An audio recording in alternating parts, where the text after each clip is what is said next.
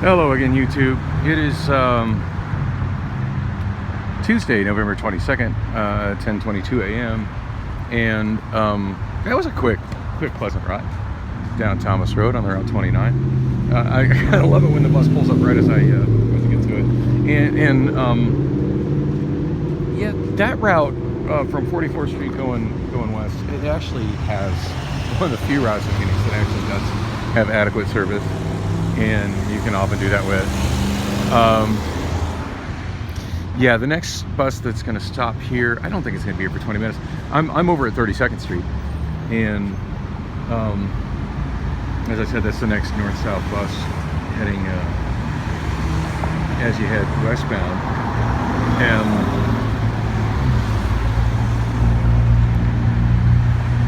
oh, this is such a tough call. So come to find out, it only runs every 30 minutes as well, which I probably knew that. I don't know, for some reason I was hoping this one ran every 15 minutes, but yeah, it's every 30 minutes. And it shows the next bus coming at 10:37, and it's 10:23. So 14 minutes, provided it shows up on time, and I have a mile to go. Such a tough call. Do I walk it? Do I wait for the bus? It's about the same amount of time. It's actually pretty nice outside, so I guess I'm going to walk it. Begrudgingly, I'm going to walk it. It irritates me that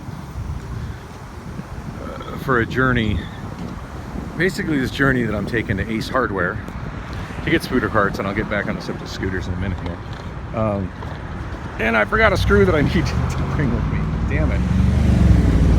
You know, and that's one of those things, of course, if it was in my car and I realized I forgot that screw, I just turn around and head back to my apartment. But at this point, I've taken so much of a journey, I'm just going to have to get that screw on another trip that I forgot. Which sucks. I mean, if I was in my car, I would double back. Well, if it was in my car, I would have noticed it sooner than this. I noticed it like right after I got on the bus got on the bus at like Thomas and 44th Street. I realized I was missing one of the screws that I needed to get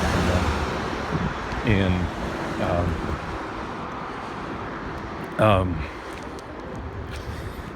Yeah, it's way too much of a pain in the ass to get home. So anyway, this journey from home to Ace Hardware.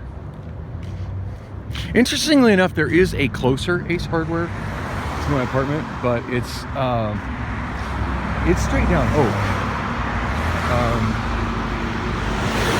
Approximately 48th Street in Oak, and the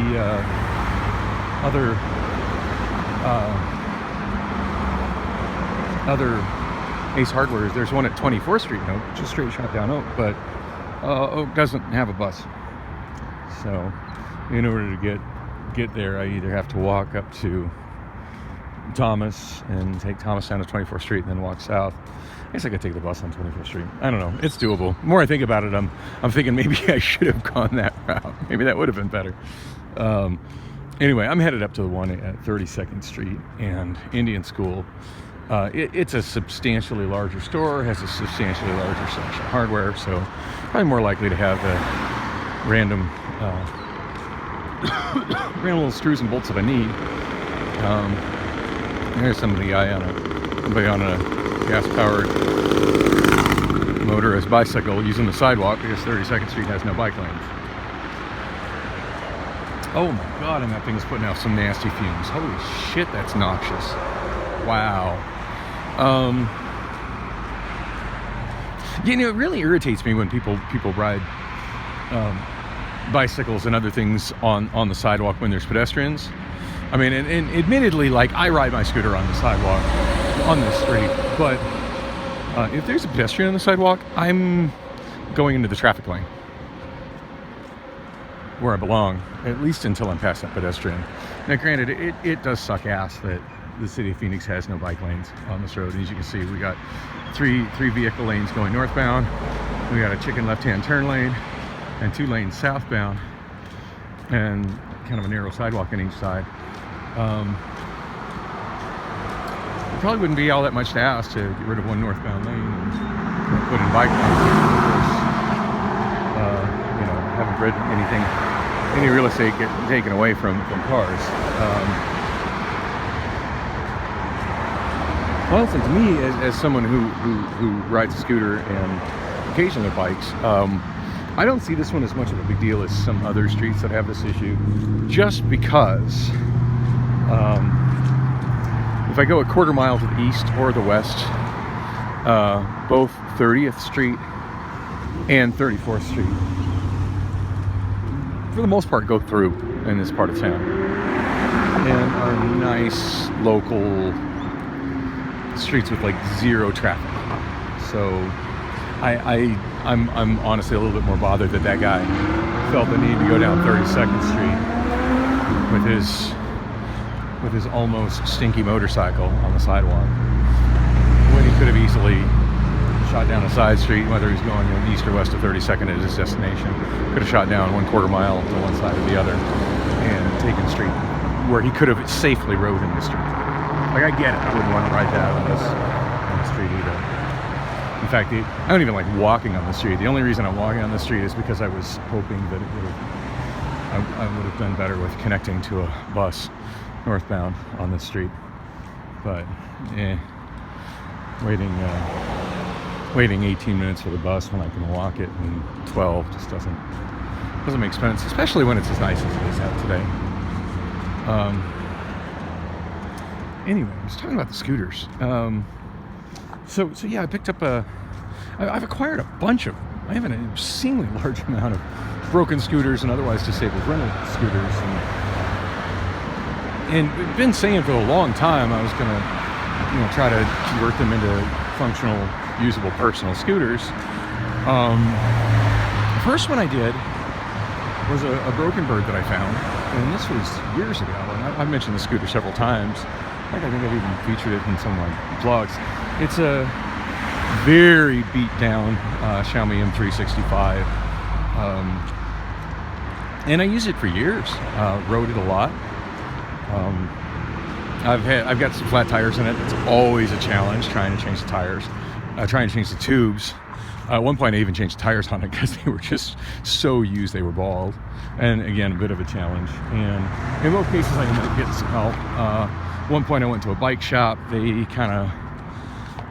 managed to puncture the tube putting it in. And granted, it's a hard tire to put on. And my mechanic, who's taking forever and a day fixing my car, ended up fixing the tube for me and did a great job. Like, it held up for years after he did it. And I used it constantly until, I'll say, in fact, I can remember the exact date. It was July 4th, 2020. And that night, for some reason, it kind of malfunctioned in the motor. I don't know if it's the motor regulator or maybe the dashboard, but it's not really been riding right since. It accelerates and the, what do we call it, the regenerative brake, it just comes out harder than it should. It accelerates kind of erratically. And the worst thing about it, which I think has a lot to do with the fact that I have a flat tire now, is it's impossible to turn the headlight on and ride the scooter.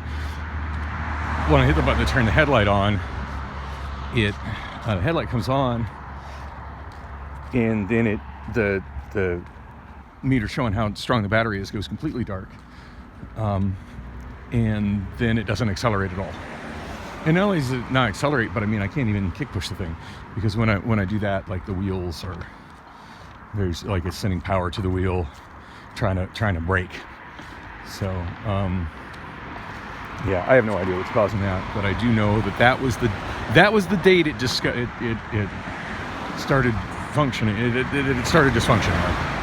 I rode it extensively prior to that. Love that little scooter, and that was a ridiculously easy repair.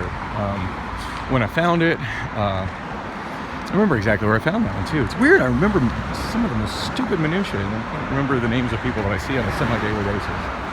All right, we have another. I think it's a homeless person. Yeah, there's a homeless person curled up next to the shopping cart full of garbage. Awesome. Alrighty then. Still can't wrap my head around the whole shopping cart full of garbage thing. I understand homelessness. I'm facing homelessness myself, but I don't see me ever pushing around a shopping cart full of garbage. Oh, and I missed this light to go across. Damn it. I need to be trying to get on the other side of 32nd Street. Oh, and there's one of those Amazon vans I'm supposed to be driving. The app still says we will email you within, completing your background check will email you within 10 days. And at this point, I think it's been 12 or 13 days. Yeah, within 10 days is a lie. But anything to do with giving me a job, I just expect to be lied to at this point in my life. Going on for a long time, people lying to me about giving me opportunities. Alright, so I made it across the road. I had to jaywalk because the timing of the light was crap, but I made it across without too much difficulty. So yeah, the first scooter that I first abandoned scooter I ever picked up. This was at a point where Bird was pretty actively phasing out the Xiaomi M365s. Those were the very first scooter that was used for Bird rental scooters. In fact, the very first rental scooters were Xiaomi M365s used by Bird. And when I found it, it was broken, and it was very clear that Bird was never going to fix it up because basically on top of where the dashboard would normally be, the dashboard is not there. And there's a box that's mounted on top of it. A little box. I want to say it's about, on those models, it was affectionately called it the Bird Brain. It was a box maybe about, let's say maybe 2.5 inches wide, a little less than an inch thick, and about 5 inches long. And that contains the circuit board that has the communications board. You know, has a SIM card in it. It communicates on the cellular networks with the Bird app, and interacts with the motor controller, which is just a standard Xiaomi M365 motor controller, to control what mode the scooter is in, as far as turning it on, turning it off, giving access to the to the accelerator. And that's pretty much it. Anyway, so I found the scooter. It's laying on the side of the road, on the sidewalk on 56th Street, just north of Washington. And I was at that corner picking up a lime. So yeah, scanned my lime, threw it in the car, and walked back to this bird that was lying on the ground. And it was odd to me for a bird to be that far west. Generally, they didn't make it out of Tempe. I mean, granted, that's the edge at Tempe, but they didn't really serve them north of Rio Salado. So kind of an odd spot. Not a completely impossible spot for a bird to be, but an odd spot for a bird to be. But what immediately caught my attention was that the Bird Brain was gone. They were just wires hanging out of the top of the scooter. And I'm like, yeah, there's no juicer, or the Bird calls their juicers chargers, but there's no charger coming to get the scooter, ever. This scooter is not capable of relaying its location. It's not capable of doing anything. It's broken. So I mean, at that point, it's garbage. It's litter.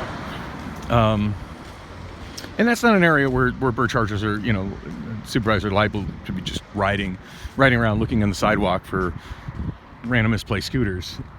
It's kind of out of the way. It's just barely in Phoenix. And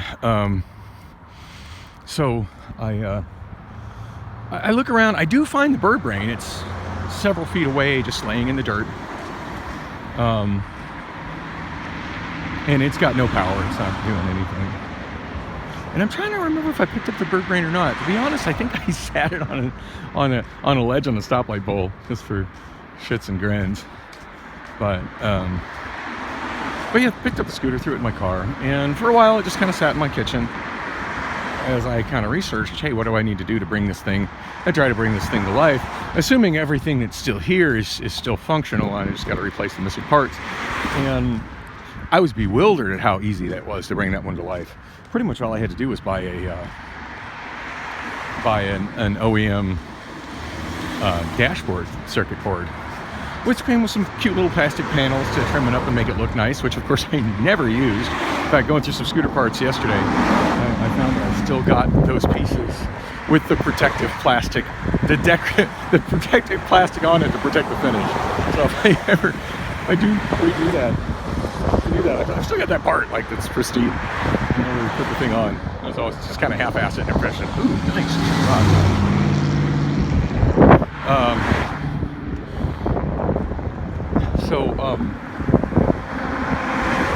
I put the so yeah, there was basically some wires that were hanging out, and some of them were ripped, and then some of them had kind of a junction connection on it, which I'm assuming probably connected to the bird brain. And I just simply removed that. There was some additional hardware that really wasn't. It was like some bird custom stuff that I removed. Honestly, I removed more than I added, if memory serves. And then renovating this place. Probably making it luxury apartments so they can rent each apartment out for $1,500 a month, because that's how shit goes these days. It's weird seeing that sign empty like that though. It used to be if you were in a minimum wage job, you could easily rent one of these apartments by yourself. Not nowadays. Anyway, so yeah, so I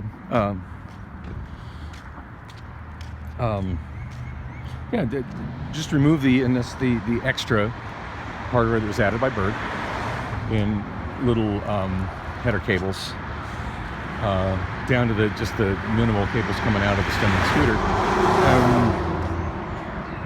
Plugged in this circuit board that I bought online, which I want to say I paid $15 for it, if that, which came with a plastic trim.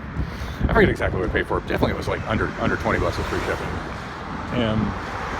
And granted, I had to wait for a while for it to show up. I'm pretty sure it came from China.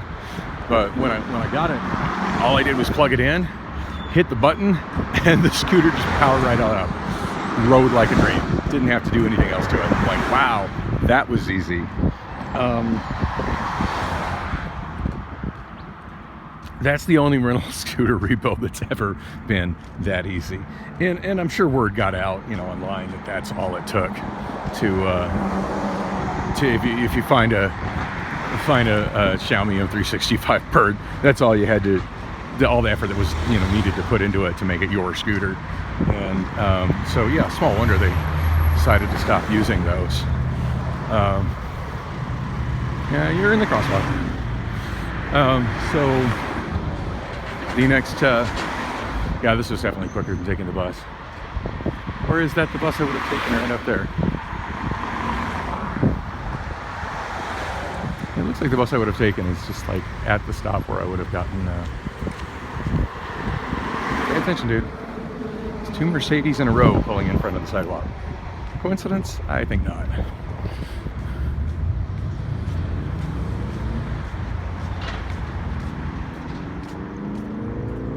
think it's the bus right there. I think I walked here in exactly the same time it would have taken had I rode the bus. It's like, looked like that's the bus up there. Front of the Penske truck. I could be wrong. My vision is not so great. So yeah, word got out. That's how easy it was. So no small wonder Bird decided to discontinue using that model of scooter. And of course, there was also the issue of the wear and tear on them. And they used to have actual Bird mechanics. I think that was a contract position with Bird where those guys went out and repaired those scooters. But yeah, I think that was one of the many scooters that just return on investment wasn't good for Bird, because by the time the scooter had paid for itself,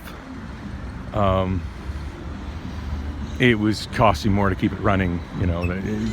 By the time it was at the point where the thing was making money above its purchase costs and its maintenance costs, and of course its insurance costs,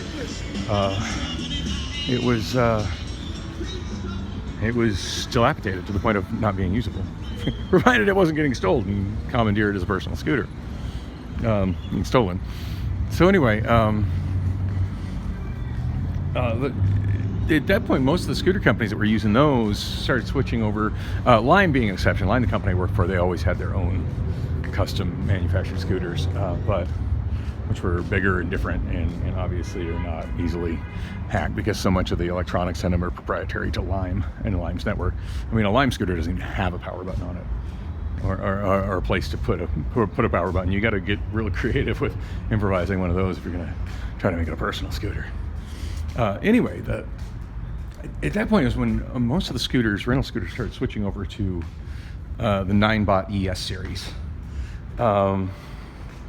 And I want to say 9-bot ES2s and ES4s, ES1s, but in actuality, they were some different model numbers, and I forget the model numbers. There's a tag on the bottom of some of mine. It says what the model number is, and it's a variant of the ES series scooter, made specifically for rental purposes. One thing I definitely noticed on mine, like the one I'm putting together, and I've almost got it done. I had it rideable last night. I rode it about 4 or 5 miles last night.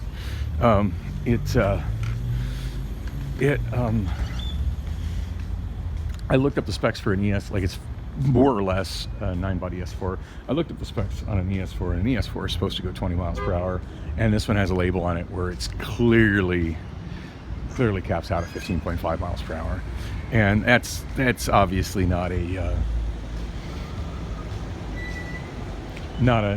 hardware limitation. Like, that's a software thing. That's to be in compliance with rental policies in many cities that don't allow rental scooters to go faster than 15. Anyway, I'm here at Ace going to get parts for that. Thanks for coming with me on the walk.